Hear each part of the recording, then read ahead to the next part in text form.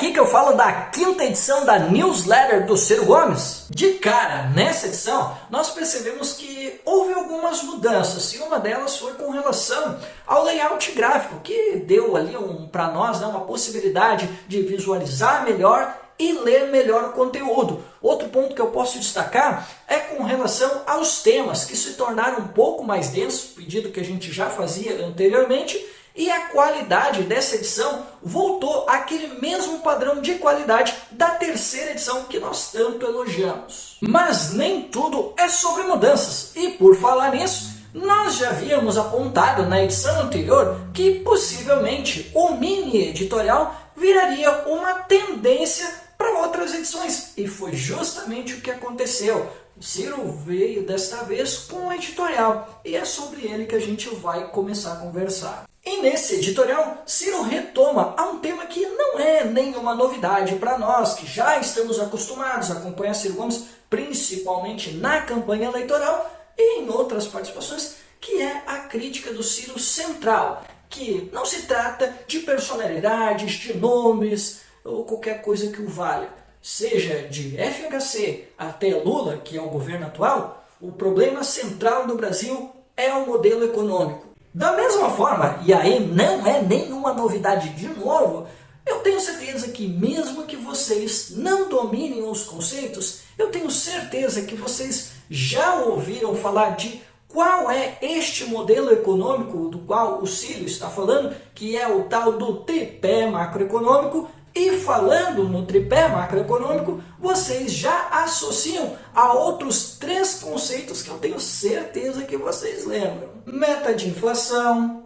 superávit primário e câmbio flutuante. Por fim, Ciro aponta dois problemas que já não são nenhuma novidade, inclusive eu, embora não seja ninguém na fila do pão, já aponto esses mesmos problemas e eu não poderia deixar de me referir aos economistas desenvolvimentistas que também seguem essa linha. O primeiro problema é que nós não temos um debate sério sobre economia política e sobre projeto de país. E no lugar disso, nós temos uma poderosa máquina de propaganda que envolve jornalistas, economistas, agentes de mercado, influencers, editoriais e outros que tentam, de uma forma muito, digamos, quase que brifados, eles tentam interditar, desqualificar ou transformar em divindades, como o Ciro disse, ou por que não, nas minhas palavras,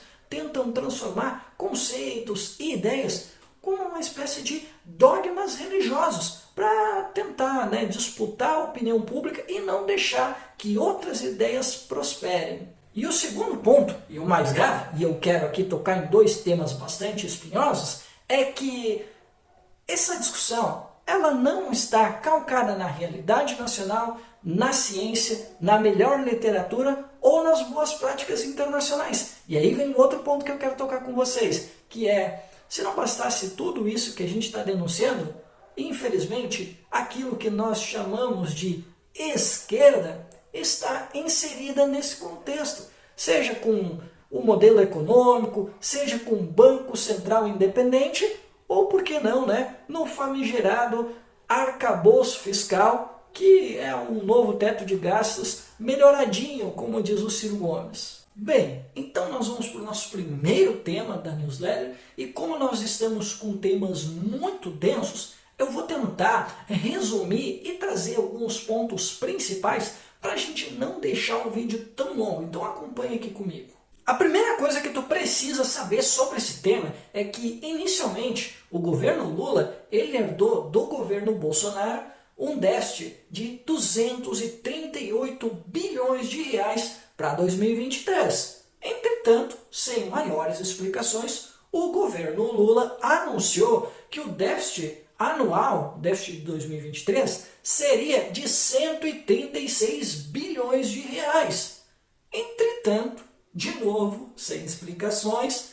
agora, depois de 7 meses de governo, o governo aumentou esse déficit para 145 bilhões de reais. E a partir deste número, Ciro aponta que o grande objetivo do governo é chegar ao déficit zero em 2024 e, finalmente, em 2025, atingir o superávit. Só que para isso, o governo terá de cortar nas despesas e aumentar as suas receitas, por óbvio. E aqui, um dos problemas é que se nós tivermos alguns reajustes, seja na previdência, seja no salário, seja na reposição salarial, como aconteceu agora com o reajuste escalonado com os juízes, por menor que seja esse reajuste, ele vai influenciar nas despesas. E se eu gero uma despesa e eu não tenho a receita,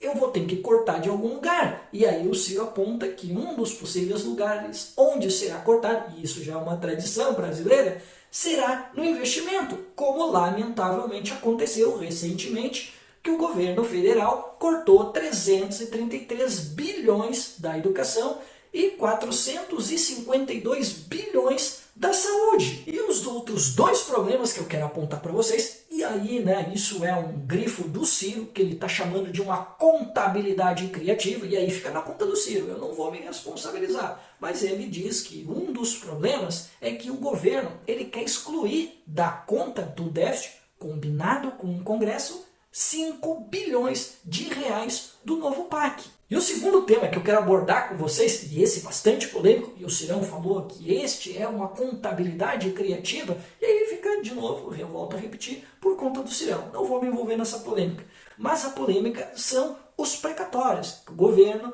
ressuscitou o tema dos precatórios e agora o governo pretende trazer de volta os precatórios para o centro do debate, só que ele quer tirar os precatórios das despesas primárias, que está ali com gasto com pessoal, encargos sociais, transferências para outros entes públicos e investimentos, e ele quer passar para a conta das despesas financeiras. E para finalizar, Ciro aponta que se não houver medidas estruturantes, e ele aponta ali algumas medidas no texto, que vocês já conhecem quais são, porque ele falou na eleição passada, não haverá um incremento de receitas e a nova regra fiscal será praticamente uma letra morta e não terá efeito nenhum. E o nosso segundo tema é sobre reforma tributária, Minas Gerais e Romeu Zema. Em resumo, o que o Ciro aponta é que essa tentativa do governador de Minas Gerais, Romeu Zema, de fazer uma frente sul-sudeste contra o nordeste, ou como foi divulgado aí na imprensa, com o título de unir a direita contra a esquerda do nordeste, além do conteúdo xenófobo, racista e intolerante, que me parece bastante óbvio, eu diria, isso é um grifo meu, que também há ali um contexto de um apito de cachorro para chamar os bolsonaristas, já que Zema está tentando, de alguma forma, sinalizar para esse grupo que ficou órfão de um candidato, ficou órfão de uma liderança conservadora ou reacionária, enfim, como vocês quiserem chamar. Mas o Ciro, ele aponta para aquilo que é central e que moveu essa frente sul-sudeste, que é a reforma tributária, que é o grande tema que na verdade chama mais atenção com relação a essa frente organizada pelo Romeu Zema. Fora alguns argumentos mais senso comum, o cerne da discussão e que fez com que esse consórcio dos estados do Sul e Sudeste existissem é exatamente em razão daquilo que eles enxergam como as injustiças da reforma tributária. Então eles estão se organizando para se contrapor ao consórcio do Norte e Nordeste, justamente para que eles possam evitar algumas perdas, porque, por exemplo, o IVA estadual e municipal, que se chama IBS, ele vai ser tributado no local e não mais na origem. Isso quer dizer que os estados mais industrializados, como por exemplo a própria Minas Gerais, o Rio Grande do Sul, São Paulo, Rio de Janeiro, eles não vão mais ter uma parte da arrecadação de um produto adquirido em outro estado, porque eles são aqueles que produzem aquele produto. Não vai mais acontecer isso com o IBS, que seria o novo ICMS. E já que vai ter uma equiparação desse IBS para não dar aquele problema da guerra fiscal, os estados do Nordeste vão perder um pouco na competitividade, porque eles nunca se industrializaram. E aí o governo saiu com um fundo de desenvolvimento regional justamente para poder compensar esses estados que não se industrializaram nunca. E aí o Romeu Zema está querendo, né, buscar aí um fundo de desenvolvimento regional que também favoreçam os estados do Sul e Sudeste. Mas para além daquilo que eu penso, e o Ciro aborda essa questão que também o incomoda, que é criar legislações para regulamentar determinadas situações dentro da reforma tributária, o Ciro ele também enxerga esse problema com relação ao Fundo de Desenvolvimento Regional, porque não foi esclarecido quem vai participar, se ela vai estar dentro do teto, quais são os critérios de distribuição de recursos, né? Porque daqui a pouco pode ser que alguém se favoreça mais, outros se favoreçam menos, isso pode dar algum problema. Também tem a questão do Conselho Federativo, que embora tenha se falado por aí como é que vai funcionar, tem muita gente ainda batendo cabeça com relação a isso. E com relação à alíquota, né, do IVA, né, que já se falou aí, de 27,5%, o maior valor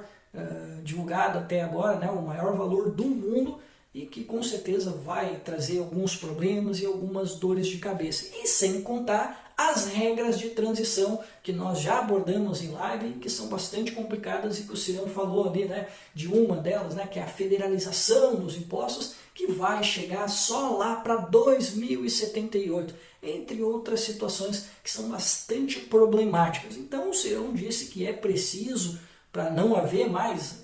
esses problemas com outros estados, com outras regiões, é preciso fazer essa discussão e é preciso mudar lá no Senado, a exemplo do que o Zema quer fazer também, né, para que a gente não entre em um conflito entre os estados e que possa reforçar possíveis bairrismos ou rixas, como lamentavelmente está acontecendo nessa questão. E para fechar a ideia desse tema, eu quero abordar um aspecto muito interessante com relação a preconceito regional. Porque, galera, por mais que o Zema viesse à imprensa e dissesse não, olha, não foi minha intenção ter algum tipo de preconceito com o povo da região norte ou da região nordeste, não foi minha intenção, eu só estava realmente revoltado com a situação da reforma tributária, por mais que ele viesse a público dizer isso, o estrago já está feito, galera. Porque o preconceito, ele existe. E muitas pessoas se manifestaram nas redes sociais, principalmente essa galera que fica por aí defendendo movimentos separatistas. Teve uma galera que estava defendendo aí que se construísse um muro entre o centro-sul, né, sul, sudeste e centro-oeste, e norte e nordeste, porque eles entendem, né, dentro dessa guerra cultural, eles entendem que seriam, sei lá, a direita contra a esquerda, ou sei lá, os patriotas versus os comunistas, sei lá, enfim, né? Mas o fato é que,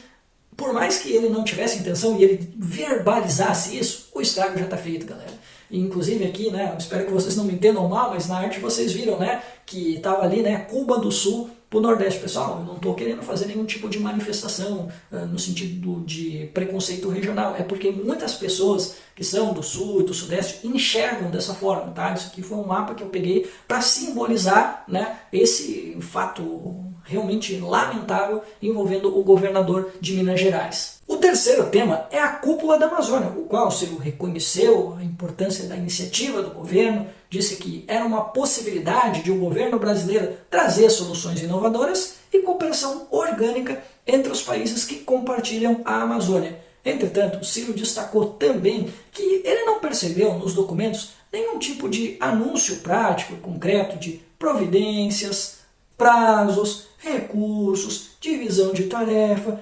diagnósticos realistas e etc. Curiosamente, nessa semana eu tive uma conversa com um militante do PDT, o Túlio Aramont, e ele reforçou exatamente isso que o Ciro está dizendo, o que denota aquilo que eu já venho dizendo há algum tempo, que o governo Lula é uma eterna carta de intenções, e isso ficou cada vez mais evidenciado pelo depoimento do Túlio e pelas observações do Ciro.